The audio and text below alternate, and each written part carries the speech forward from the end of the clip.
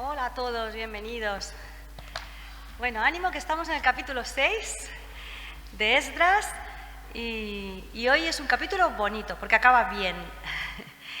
De hecho, podría acabar aquí, Esdras 6, porque ¿qué es lo que estaban intentando hacer el pueblo de Dios cuando volvieron a su tierra prometida? ¿Qué estaban edificando y qué querían hacer? El templo y su ciudad, ¿no? Pues hoy veremos cómo lo consiguen y por qué el libro continúa. ¿Por qué el libro continúa? Bueno, pues lo veremos, ¿no? Un poquito como de repaso, pero breve, ¿eh? Para saber dónde dejamos las cosas. La penúltima vez estuvimos conmigo hablando de Esdras 4 y os acordáis que empezaba cuando los enemigos de Israel vieron que se estaba reedificando el templo y la ciudad de Jerusalén no les gustó y les hicieron cesar con fuerza y con violencia. Y lo consiguieron, porque dice que lograron dejar la obra suspendida, allí parada. Y no para unos meses, paró, dicen que, 16 años, dicen más o menos. Fijaos, es como un fracaso, ¿no? Estaban ellos tan contentos que habían conseguido vencer a sus enemigos y todas las trabas, y pasa eso. Bueno, el capítulo 5 del viernes pasado nos comentó Marc, y en el versículo 1 empezaba ese capítulo diciendo: profetizaron Ageo y Zacarías a los judíos de Jerusalén en el nombre del Dios de Israel, el cual estaba con ellos. O sea que vemos que gracias a estos profetas, ¿os acordáis? ¿Con qué palabras vinieron? Pues si volvieron a reedificar es que vinieron con palabras de ánimo, de exhortación, y entonces ya hace 2 semanas dijimos que había deberes, había que leer estos profetas. A ver, es muy recomendable porque no os pica la curiosidad. Si está diciendo que vinieron Ageo y Zacarías y les animaron, pues a mí me gusta saber qué les dijeron, ¿no? Porque igual a mí también pues me animan, ¿no? Y de hecho si los leéis, además, para animaros a leerlo, son capítulos muy cortitos, porque fijaos, son libros muy cortitos. Ageo son 2 capítulos, Zacarías son poquitos también, e incluso Malaquías. ¿Y sabéis dónde estamos? Estamos en el final del Antiguo Testamento. Sabéis que la Biblia está dividida entre el Antiguo Testamento, que es la historia de antes de que viniera Jesús, y el Nuevo Testamento. Pues aquí se acaba el Nuevo Testamento y se acaban con estos 3 profetas, con Ageo, Zacarías y Malaquías. Estos sí que están bien colocados ahí en el Antiguo Testamento, ¿no? Más o menos por cronología, porque además, si los leéis, pues veréis de qué cosas hablan, ¿no? Sobre todo están apuntando. ¿A qué apunta toda la Biblia? ¿A quién? A Jesús. Pues los últimos profetas que hablan claramente de que tiene que venir Jesús, que tiene que venir un Mesías. Y pero nosotros estamos hoy todavía en Esdras, todavía faltaban unos siglos, faltaban unos años y fijaos, la cuestión es que eso, consiguieron que volviesen a empezar a construir la casa de Dios. Dice, profetizaron Ageo y Zacarías a los judíos de Jerusalén y estaban con ellos y entonces se levantaron Zorobabel, que nos dijeron que era el príncipe, y Josué, que era el sumo sacerdote, fue el poder civil, el poder religioso, ¿no? Y comenzaron a reedificar la casa de Dios y junto a ellos los profetas. Eso nos gusta, ¿verdad? Que los que hablan y profetizan y dicen también se remanguen y también empiecen a construir la casa, ¿no? De Dios, que eso en nuestra iglesia lo vemos, ¿no? Que cuando hay que remangarse, aquí entre todos arrimamos el hombro, ¿verdad que sí? Y estoy contenta de eso, de tener esta iglesia y de estar aquí. ¿Qué dice el capítulo 6? Empieza. Fijaos que sigue en el mismo contexto. Dice, entonces el rey Darío dio la orden de buscar en la casa de los archivos donde guardaban los tesoros allí en Babilonia. Porque ¿qué pasaba? Fijaos, el otro día nos quedamos que se habían levantado, sí, se habían animado a construir, pero hubo una oposición, ¿verdad que ya no era la primera? Que desde que el pueblo de Dios siempre ha querido hacer algo, siempre ha tenido enemigos. Y os acordáis que Marc nos lo explicó muy bien, que vinieron ahí unos funcionarios, les dijeron, a ver, nombres, apellidos, ¿no? Y los asustaron un poco, ¿no? Pero ellos respondieron, no, nosotros no estamos haciendo nada ilegal. hay un decreto de un rey muy antiguo, ir y buscarlos. Y entonces este capítulo empieza hoy así, están buscando esos papeles, ese decreto, y dice el versículo 2, y fue hallado, ¿en dónde? En Acmeta, Ecbatana, por allí, en el imperio persa, que era un imperio muy grande, muy grande. Se ve que allí estaba la casa de verano del rey, y allí estaría, y empezaron a buscar, y fíjate tú por dónde, la otra vez que no encontraban según qué cosas, esta vez las encontraron, providencialmente. ¿Y qué dice? En el palacio que está en la provincia de Media, un libro en el cual estaba escrito así. Y ahí vemos el decreto que ya habíamos escuchado. No lo vamos a leer todo, ¿vale? Porque es el decreto que ya habíamos oído estos días atrás. En el primer año del rey Ciro, el mismo rey dio la orden de edificar la casa de Dios, la cual está en Jerusalén, que la casa fuera reedificada, que además se reanudaran los sacrificios, sus paredes fueran firmes, tal, y que además, fijaos, el versículo 4 decía que el gasto tenía que ser pagado por el tesoro del rey. Anda, mira, estaban diciendo que qué hacían y resulta que es que eso lo tenía que pagar el rey. Y bueno, la cuestión es que todo esto, cuando ya lo leyeron, pues fijaos el versículo 6 dice, pues entonces Tadnai, gobernador, que eran los que se oponían, y vosotros, tal, los que estáis al otro lado, dejad que se haga la obra de esa casa de Dios, que el gobernador de los judíos y sus ancianos reedifiquen esa casa de Dios en su lugar. Por mí es dada orden, que tenéis que hacer con ellos. Y lo que fuere necesario, fijaos, dice el versículo 9, para los sacrificios, para edificar la casa, todo lo que sea necesario, fijaos, todo eso, de mis tesoros, lo tenéis que sacar pues de donde sacaban ellos para pagar los impuestos, o sea, que no tenían que poner un duro. Y fijaos qué dice, anda, mira, tanto que los acusaban que eran sus enemigos y todo, y fijaos lo que dice el rey, que ofrezcan sacrificios agradables al Dios del cielo y oren por la vida del rey y por sus hijos. Fijaos, anda, mira, se ha puesto de su lado el siguiente emperador. Pues sí, a lo mejor era solo superstición, porque resulta que como el imperio persa era la suma de muchos reinos y muchos reyes, y eran muy supersticiosos, pues ellos decían, no, tenemos que tener en nuestro favor todos los dioses, este también. Pero bueno, quizás era superstición, pero estaba diciendo, oye, no, orad a vuestro Dios por mí y por mis hijos. A veces nos pasa, ¿no? En el trabajo, cuando dices, te cuenta un compañero, un amigo, un vecino, tengo a alguien enfermo o algo, y tú le dices, ¿quieres que ore? Le dices, ¿no? ¿Quieres que ore por ti, que Dios ayude a tu familia, a ti? Sí, bueno, yo no creo, pero tú ora. La gente a veces quiere, aunque sea esa parte de Dios, ¿no? No sabemos si sería así, pero fijaos, ¿no? Que entonces se pusieron otra vez manos a la obra y pues vemos, ¿no? El versículo 12, el Dios que hizo habitar allí su nombre, fijaos, además no dijo, podéis reedificarla, sino que además dijo una amenaza, el que impida hacer esta obra, un castigo, ¿no? Se destruya a todo el que pusiere su mano para cambiar o destruir esa casa de Dios. Y esto tiene que ser cumplido prontamente. Fijaos cómo cambiaron las cosas.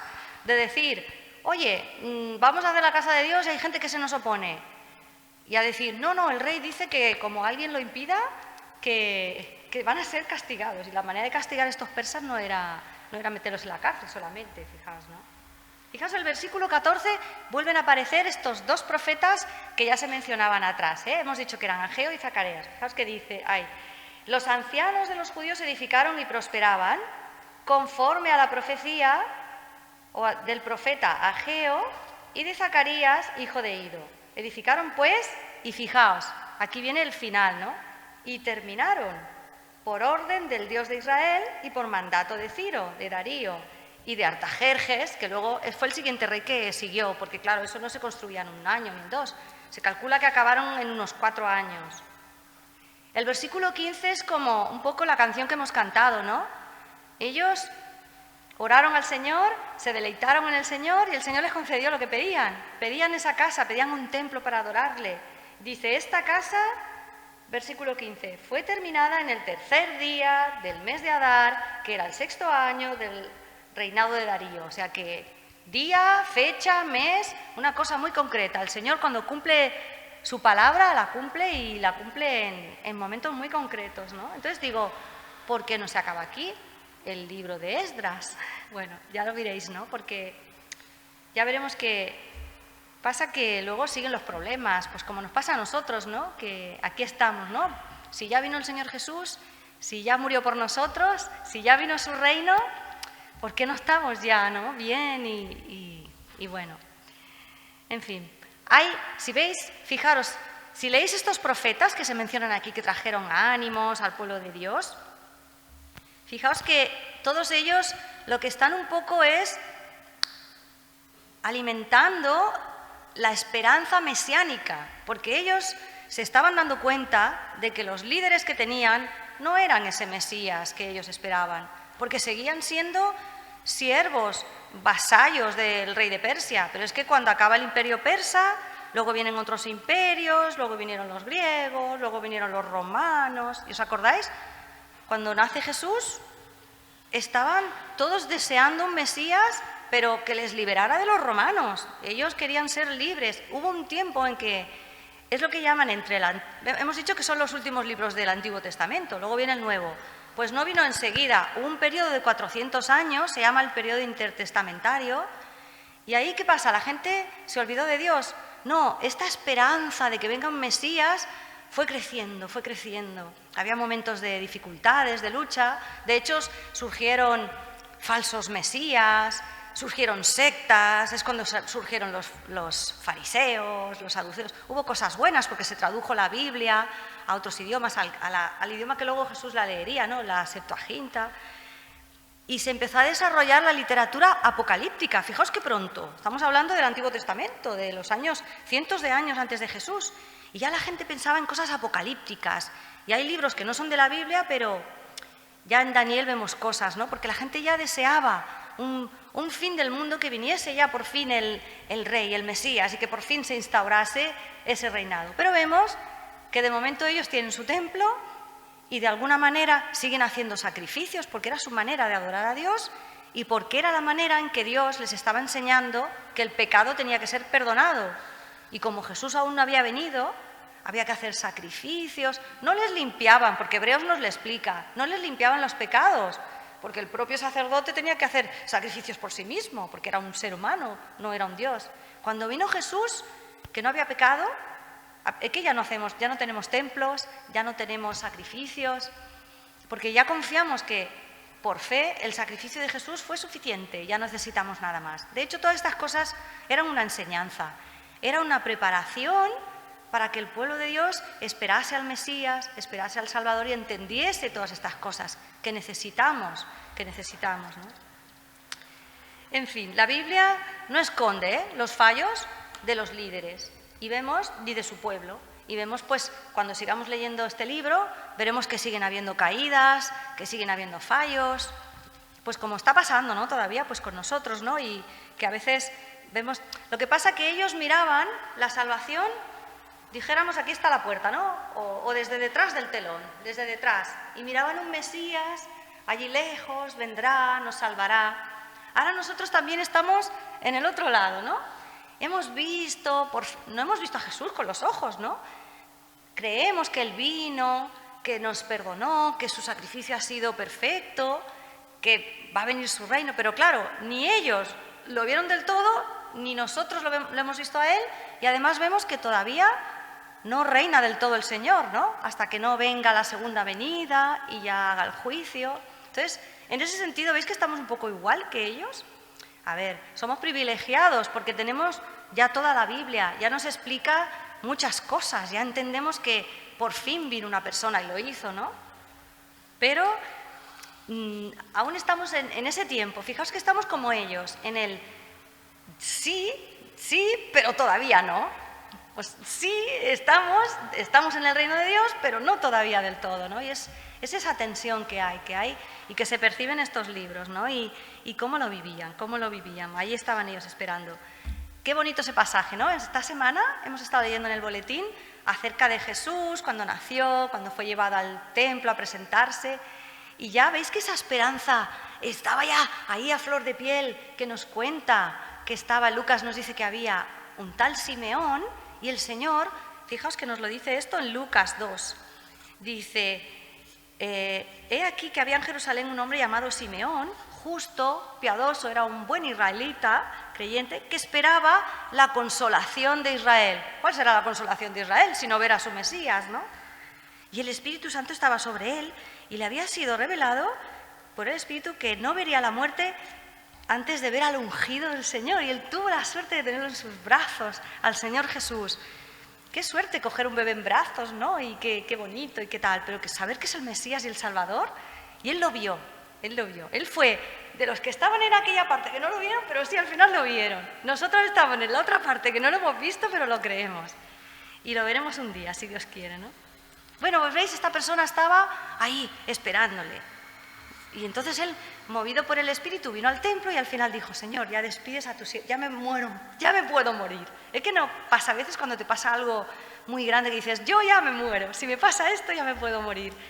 Él ya vio que el Señor cumpliría su propósito y trajo al Señor Jesús. Y lo mismo pues Ana, cuenta el Evangelio, ¿no? Que estaba Ana y ella también creía eso. Igual que Ana y que Simeón, había ahí esas personas que confiaban que vendría el Señor Jesús.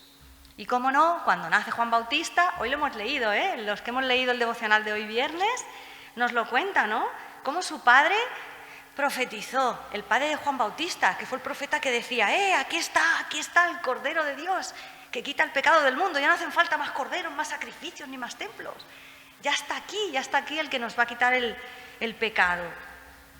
Y igual que Ana hablaba a todo el mundo del niño, él cumplió su misión.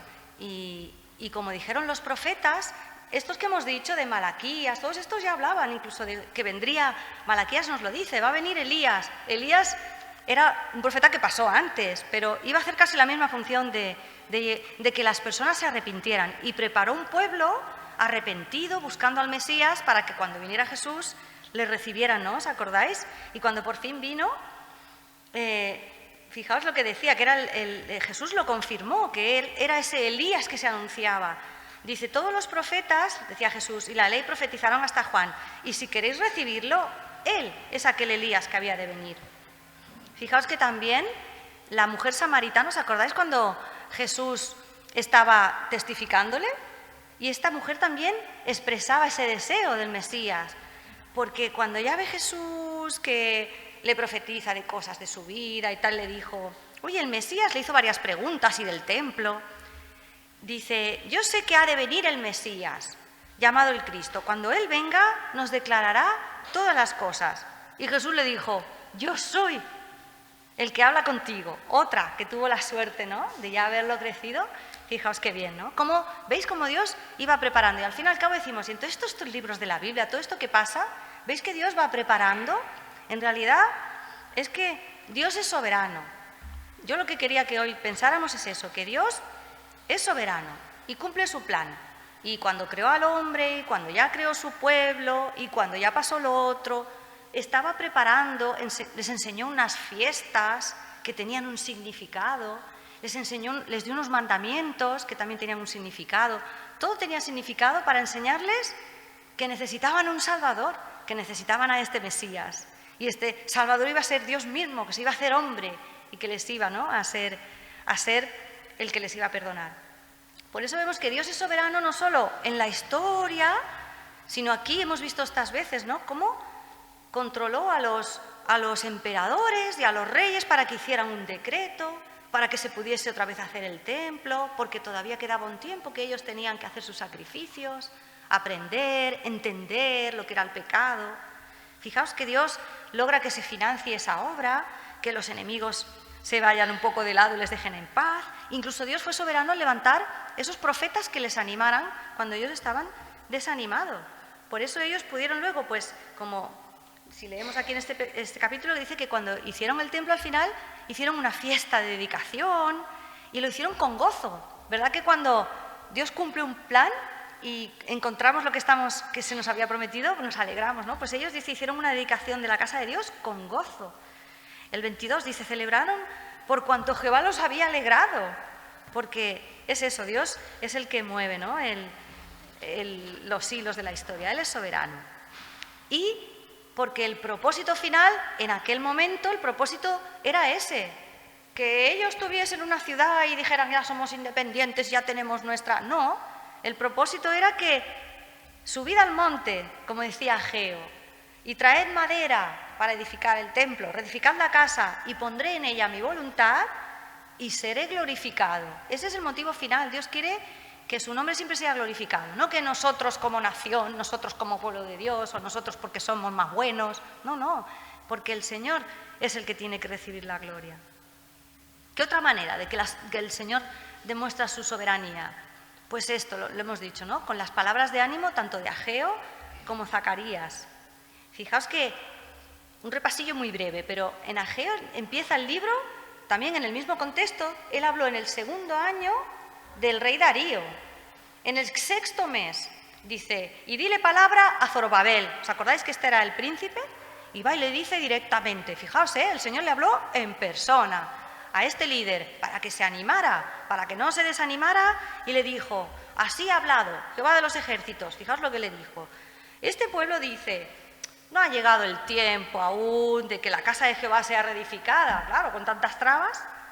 Dice, entonces vino palabra de Jehová al profeta Ageo y le dijo, es para vosotros tiempo para vosotros de habitar vuestras casas, estar allí artesonadas, y esta casa está desierta, el templo.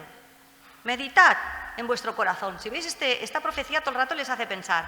La fe no es una cosa para borregos, seguir y obedéceme y ya está. No. Medita. ¿Qué estás haciendo con tu vida? Y como creyentes, meditad. ¿No se están yendo mal las cosas? ¿No será por algo? ¿No será porque no le estáis haciendo caso al Señor? Dice, pensad por qué pasa eso. Y el Señor les da la respuesta. Por cuanto yo os he visto que habéis dejado esta casa, por eso yo llamé a la sequía, no tenéis lluvias, no estáis comiendo bien. Dios estaba utilizando las calamidades, la sequía, no eran prósperos, porque decía, ¿qué pasa? ¿Habéis abandonado la obra de Dios? ¿Estáis en vuestras casas? No podía ser, Dios no les podía bendecir, ¿verdad?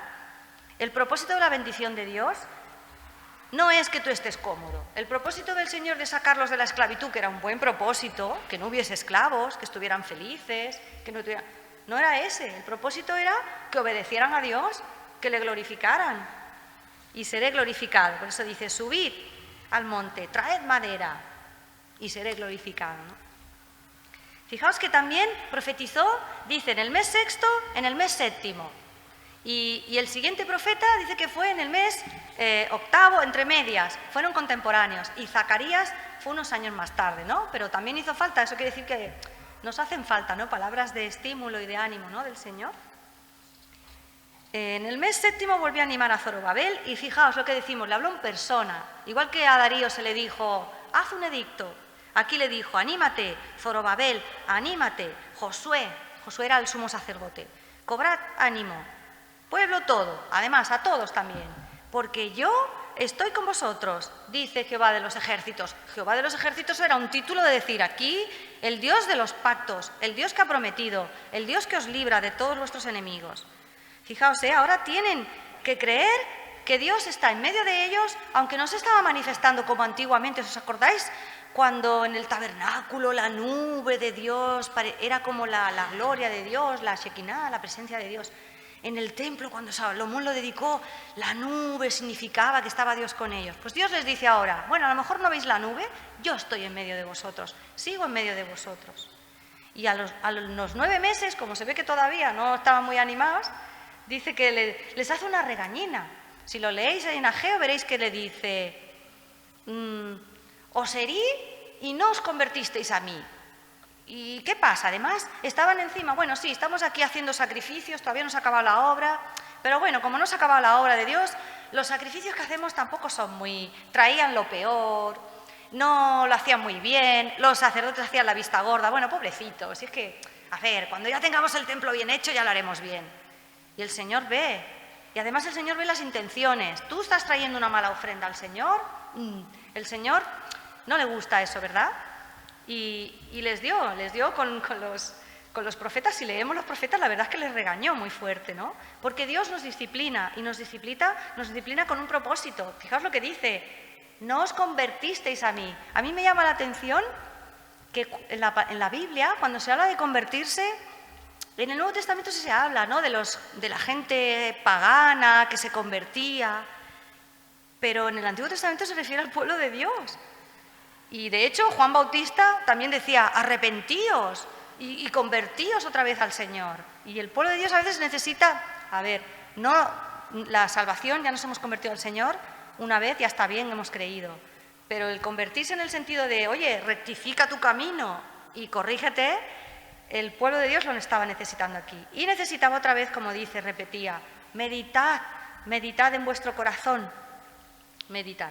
Por eso, fijaos, el libro de Ageos, el profeta este que estaba ahí profetizando y animando, acaba, igual que el otro, el de Zacarías, con esperanza en el Mesías, con promesas, ¿no? Porque Dios es muy positivo. Incluso cuando estudiábamos Amós, ¿os acordabais que fue un libro muy duro? Porque el Señor quería castigar a su pueblo que se desviaban, pero les habló, ¿no?, de esperanzas, de un Mesías, de un reino en el que vivirían bien, que ya no habría. Pues fijaos lo que dice al final, los últimos versículos. Venid, vendrá el deseado de todas las naciones, llenaré de gloria esta casa. Ha dicho Jehová de los ejércitos, mía es la plata, mío es el oro, la gloria postrera de esta casa será mayor que la primera. Daré paz en este lugar, dice Jehová de los ejércitos. Fijaos, que no se cumplió del todo, pero el Señor les daba ánimos y les hacía, yo creo que les estaba sembrando eso, ¿no?, esa idea de que un día habría un reino perfecto de paz, un reino perfecto de servicio perfecto al Señor y no habría pecado, ¿no?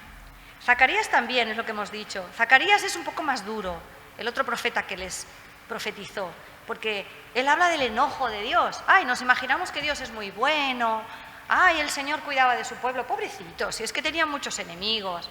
Sí, pero también ellos a veces se desviaban, ¿no? Lo hemos visto que a veces, incluso aquí en el libro vemos que cometieron pecados dentro del servicio a Dios, pero también se juntaron con las extranjeras, pero primero se divorciaban de sus mujeres creyentes y las repudiaban para casarse con las paganas. A ver, eso decía Dios, no, eso no lo quiero yo. Y en Malaquías se dice mucho eso, ¿no?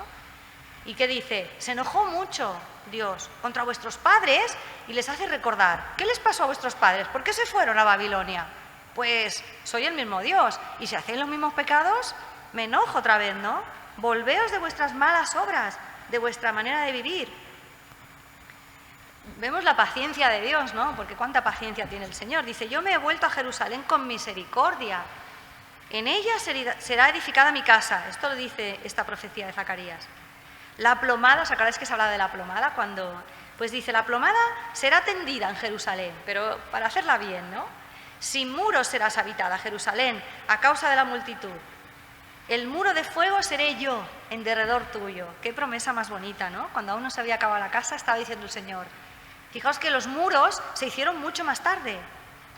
Casi un siglo después, cuando Nehemías, ¿os acordáis cuando hablábamos de Nehemías? El muro alrededor de la ciudad se hizo más tarde. Pues el Señor dice, yo seré vuestro muro alrededor y para gloria estaré en medio de ella. Fijaos que decía la profecía, huid de la tierra del norte. Dice, porque el que os toca a la niña de su ojo. Este versículo lo tenemos ahí siempre atesorado, ¿eh? El que toca a un hijo de Dios está tocando algo muy querido de Dios y aunque nos regañe, lo hace por amor, porque nos quiere mucho, nos quiere como la niña de su ojo. Se dirige también este profeta al sumo sacerdote Josué y también le dice, amonestó a Josué, al sumo sacerdote, fíjate tú, al que tenía que ser ejemplo, tenía que estar dando ejemplo de yo no me desanimo, yo sigo trabajando, pues también, ¿no? Así dice Jehová de los ejércitos, si anduvieres en mis caminos, condiciones, si guardares mi ordenanza, también tú gobernarás mi casa, tú guardarás mis atrios, entre los que está y te daré lugar. Tú y tus amigos que se sientan delante de ti, en realidad, dice aquí, son varones simbólicos. Ya les estaba diciendo, ¿no?, que ahí en todo esto había una enseñanza de algo que vendría después mejor. He aquí yo traigo a mi siervo el renuevo. El renuevo, de hecho, ¿os acordáis que se habla mucho de la raíz de Isaí, el renuevo? Unos dicen que se refiere al pueblo de Dios, pero hay muchas referencias aquí a David como rey. ¿Fue David un rey perfecto? No, ¿verdad? Muchos pensaban que sí y no lo fue. ¿Fue su hijo, Salomón, con tanta sabiduría, un rey perfecto? No. Pues los que siguieron, al revés, ¿no? Y en cambio Isaías, un profeta mucho anterior, de muchos siglos anteriores, ya dijo: saldrá una vara del tronco de Isaí, que era el padre de David, un vástago, los que entienden de plantas, ¿no? Un retoño. Y reposará sobre él el espíritu de Jehová, espíritu de sabiduría, de inteligencia, de poder, de conocimiento del temor de Jehová. No juzgará según su vista. ¿Quién puede hacer esto? Solo Jesús, ¿no? Solo Jesús, que él era descendiente de David. ¿Qué más? Juzgará con justicia, con equidad. Herirá la tierra con la vara de su boca. Esto ya se refiere más bien al juicio final, ¿eh? Con el espíritu de sus labios matará al impío. Y fijaos que Isaías habla de que cuando haya este rey, morará el lobo con el cordero, la tierra será llena del conocimiento de Jehová. Y eso de momento estamos en ello, ¿no? Pero todavía no todo el mundo conoce al Señor. Todavía no, es lo que estamos diciendo, ¿no? Había promesas: llamaré a mi pueblo, de un silbido los reuniré, todos para aquí. Ojalá hubiese sido con un silbido y salen todos. El Señor los llamó una vez, otra. Salió una remesa primera, que es la que hemos visto hasta ahora, la primera remesa de los que volvieron. Después con Esdras, a partir del próximo capítulo, empieza en realidad la historia de Esdras, como él en primera persona, ya al cabo de 80 años después de la primera salida, sale la segunda, o sea que con un silbido, fue un silbido largo, les costó salir, les costó.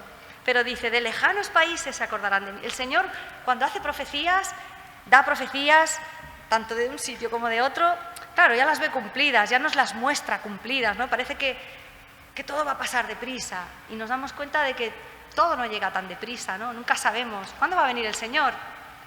Tal como está el mundo, podría ser ya o podrían pasar muchos siglos, no sabemos, ¿no? Pasará, ¿no? Pero no lo sabemos. En fin, se cumplieron estas profecías, se cumplieron, pero no del todo. Es lo que vemos, ¿no? Y fijaos que me gusta de este otro profeta, Zacarías, que sale esta palabra que la cantamos y todo. Dice: no es por el poder humano, no es con ejército, no es con fuerza, es con el espíritu, ha dicho. Y esta obra de verdad que es que fue una obra espiritual, porque no fue una obra humana. Hubiese sido imposible. ¿Qué líder? Si estaban los líderes desanimados, ¿quién iba a hacer eso? Solo el Señor, que levantó a su pueblo, que envió sus profetas y vemos, pero con un condicionamiento, ¿no? Que estas cosas, les decía Zacarías, pasarán, los de lejos vendrán, ayudarán a edificar el templo y conoceréis que Jehová de los ejércitos me ha enviado a vosotros. Esto sucederá si oyereis obedientes la voz de Jehová. Y de hecho vemos que fueron obedientes, que tal como vemos, ¿no? Vemos que esta palabra los sacudió y se pusieron manos a la obra. Y vemos, ¿no? Vemos que Malaquías también acaba con palabras del juicio final, de la segunda venida.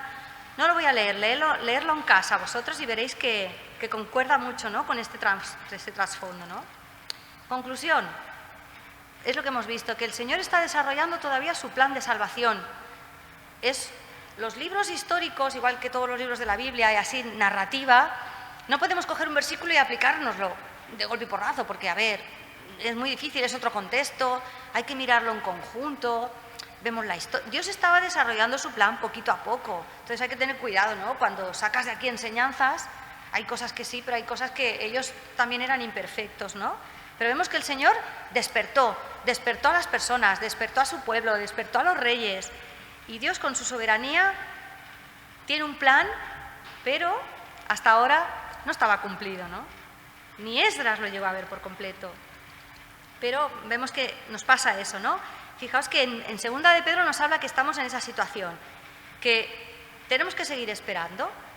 Llegará un día que se cumplirán, pero mientras tanto dice: ya que todas estas cosas que vemos hoy en día han de ser desechas, ¿qué tenemos que hacer? ¿Cómo tenemos que vivir mientras? ¿Cómo no debemos andar en santa y piadosa manera de vivir, esperando y apresurándoos para la venida de Dios? Estamos igual, estamos esperando al Mesías.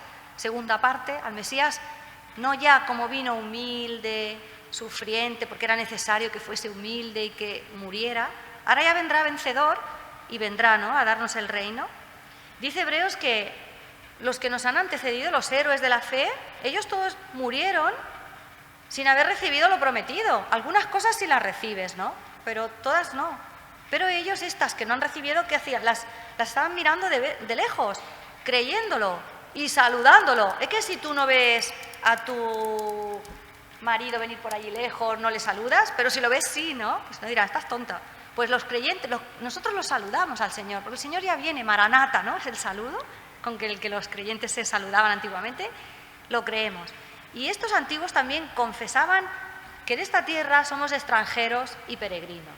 Aquí no vamos a tener el reino perfecto hasta que no venga Jesús, ¿no? Dice, los que esto dicen claramente dan a entender que buscan otra patria. Nosotros también buscamos una Jerusalén, pero de verdad, celestial. No será celestial solamente, será una nueva creación, pero la estamos esperando, ¿no? En fin, anhelaban una mejor, una ciudad, y por eso Dios no se avergüenza de llamarse Dios de ellos, porque les ha preparado una ciudad. Así que, bueno, confiemos en el Señor, quedémonos con esta enseñanza de que, igual que ellos durante toda esa historia, aunque iban cumpliéndose promesas y iban por fin consiguiendo cosas, habían conseguido su templo, todavía necesitaban los profetas, todavía necesitaban, ¿por qué? Porque todavía pecaban, igual que nosotros todavía a veces pecamos, y todavía necesitamos confesar al Señor nuestros pecados cuando en este camino pues cometemos errores, cometemos pecados, y hay que arrepentirse, porque si no es como que retrasas un poco, ¿no? Entorpeces la obra de Dios, aunque Dios la va a hacer, pero la entorpeces, ¿no? Así que, igual que se tuvieron, ¿os acordáis que decía que las gentes del país, pues ellos se tuvieron que apartar de las inmundicias de aquella gente del país? Nosotros nos tenemos que apartar de todo lo que es pecaminoso, ¿no? No vivir en una comuna ahí aislados, porque el pecado está ahí dentro, en medio, ¿no? Sino desecharlo, ¿no? Fijaos, es lo que hemos dicho, que el trabajo de Juan Bautista fue precisamente ese, preparar un camino para que la gente se arrepintiera y recibiera al Mesías, ¿no? Es lo que se nos dice. ¿Y qué les decía? ¿Queréis huir de la ira venidera? Haced frutos dignos de arrepentimiento, les decía. Y no se lo decía solo a la gente llana, se lo decía a los fariseos, a los maestros, a los escribas. Dice, vosotros decís que tenéis a Abraham por padre, y ya se pensaban que ellos eran hijos de Dios y que ya tenían la salvación. Dice, Dios puede levantar hijos de las piedras a Abraham. Dice, pero cuidado porque viene el juicio, ¿no? Viene uno más poderoso que yo, decía Juan, de quien yo no soy digno de desatar el calzado. Él os bautizará con Espíritu Santo y fuego. Él, ¿no? Su aventador está en su mano, quiere decir que él iba a hacer juicio. Dice, limpiará su era, recogerá su trigo en su granero, quemará la paja en el fuego, que nunca se apagará. Esto hace una referencia al infierno, ¿eh? El que no sea del Señor, tiene una condenación. Fijaos que dice, incluso en el Nuevo Testamento se habla de que los hermanos tenían que arrepentirse, ¿no? Y cuando se arrepentían, y Pablo les también, en el Nuevo Testamento ya no había profetas prácticamente, ya cesó la profecía, ya cesó el canon. Fijaos que Pablo les escribía cartas a los corintios, sobre todo, porque en la iglesia pues había pecado, y eran efectivas. Y cuando se arrepentían decía Pablo, me gozo, porque aunque habéis sido entristecidos un poco, era para arrepentiros. Dice, porque habéis sido contristados según Dios, para que ninguna pérdida padecieseis por nuestra parte. O sea que, aunque la tristeza, que es según Dios, produce arrepentimiento, es para salvación. O sea que es bueno, ¿no? Que hagamos siempre un examen, ¿no? Si tenemos que arrepentirnos de algo. Porque la tristeza del mundo, esa no vale para nada, solo vale para muerte, ¿no? Hebreos nos dice, por tanto, vamos a tomarlo ya como lema antes de empezar a orar, teniendo así a nuestro alrededor y escrito en la Biblia tantos ejemplos, tantos testigos que fueron fieles, nosotros también despojémonos de todo peso del pecado, nos asedia, y corramos con paciencia esta carrera que nos queda, ¿no? De la vida, nuestra vida. Puestos los ojos en ¿quién? En Jesús, en el que estamos saludando, que ya viene, el que nos está viendo a nosotros, ¿no? Consideradle a Él, porque sufrió tal contradicción de pecados, Él también le fue difícil, igual que le fue difícil a Juan Bautista no le fue fácil ser el precursor, decirle a la gente que se arrepintieran, de hecho le cortaron la cabeza, ¿no? Pues considerad a ellos y a Jesús también, para que vuestro ánimo pues no se canse hasta desmayar, igual que se desanimaron cuando tenían que hacer la obra del templo. Porque el Señor, si en algo los hería, era para castigarlos y para disciplinarlos porque los amaba. El Señor, al que ama, disciplina. Y así pues hace con sus hijos. Así que dice, vas adelante, hacer sendas rectas. Eso significa, endereza un poco tu camino, ¿no? En tu vida, si tienes cosas torcidas, seguid la paz con todos, la santidad, sin la cual nadie verá al Señor. Porque vamos a recibir un reino inconmovible. Así que tengamos gratitud y mediante ella sirvamos a Dios como agradándole con temor, o sea, con respeto y pensando que Él nos está mirando y con reverencia, porque Él es fuego consumidor. Bueno, que el Señor nos ayude. Perdonad que hay muchos datos históricos y tal, pero he intentado que encontráramos un poco la aplicación, la aplicación que tienen estos libros. No os canséis de leerlos. Leer los profetas porque son bonitos y nos hablan del Señor. Y la Biblia entera, el Antiguo y el Nuevo, nos hablan de Jesús, que necesitamos un Salvador.